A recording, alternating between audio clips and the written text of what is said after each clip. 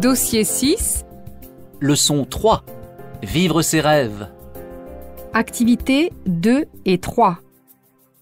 Heureux qui, comme Frédéric Leclou, a fait un beau voyage, un voyage très particulier, on va le voir. Vous êtes photographe à l'agence Vue, vous publiez L'usure du monde aux éditions Le Bec en l'air, livre à la fois de textes et de photos. Vous avez emprunté les traces, 50 ans après, du plus célèbre des écrivains voyageurs, Nicolas Bouvier, dont le livre L'usage du monde est quasiment une sorte de bible pour les amoureux du voyage.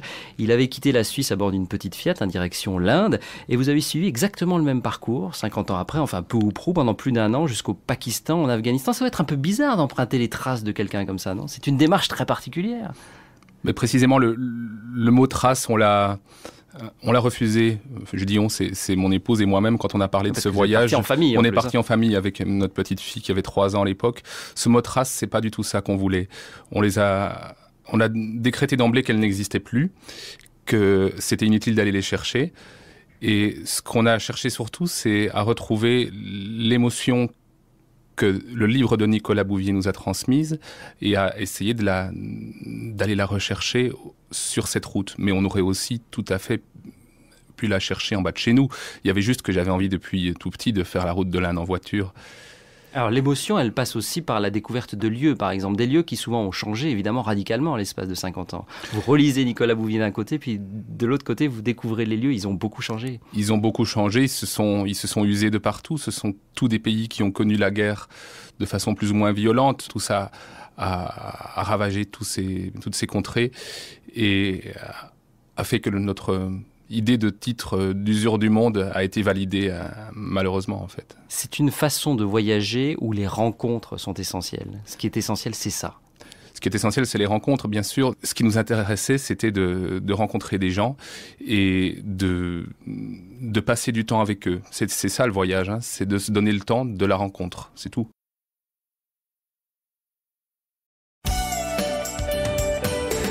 Activité 7. Au détour du monde, Sandrine Mercier. Je suis un flâneur planétaire, je peux aller flâner dans les confins de l'Asie centrale, je peux aller flâner un peu partout.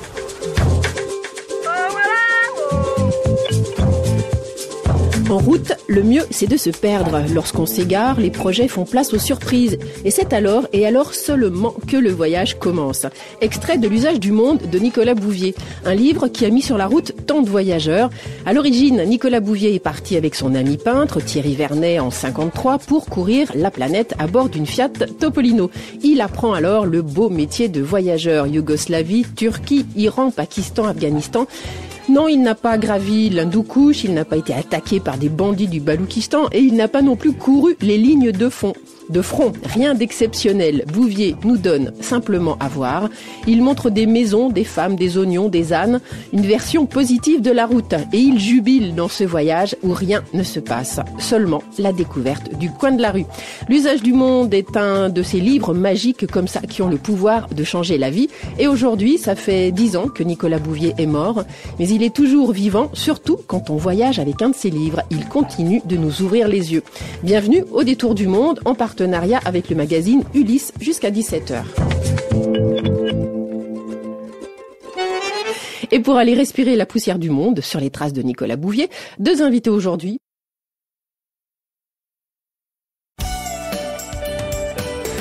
Activités 12 et 13. Vous venez de voir Nomadsland.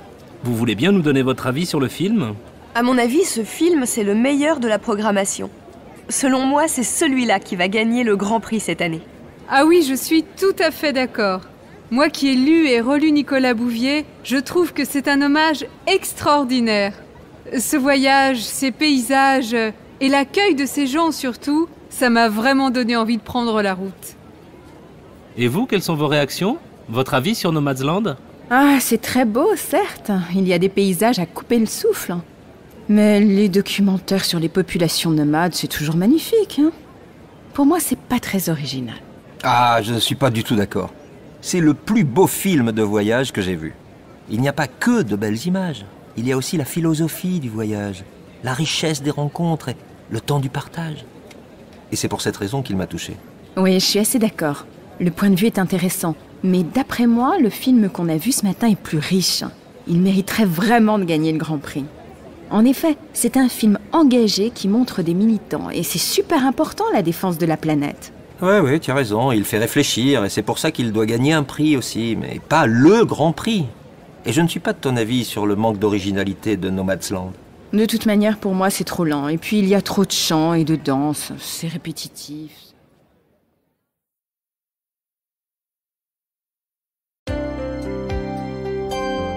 Phonétique. Activité 14. 1. À mon avis, ce film, c'est le meilleur de la programmation. 2. Selon moi, c'est celui-là qui va gagner le Grand Prix cette année. 3. Ah oui, je suis tout à fait d'accord. 4. Je trouve que c'est un hommage extraordinaire. 5. Ce voyage, ces paysages, ça m'a vraiment donné envie de prendre la route. 6. Ah, je ne suis pas du tout d'accord. 7.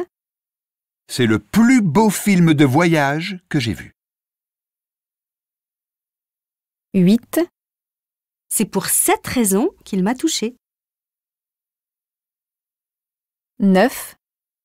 C'est super important, la défense de la planète. 10. Il fait réfléchir et c'est pour ça qu'il doit gagner un prix.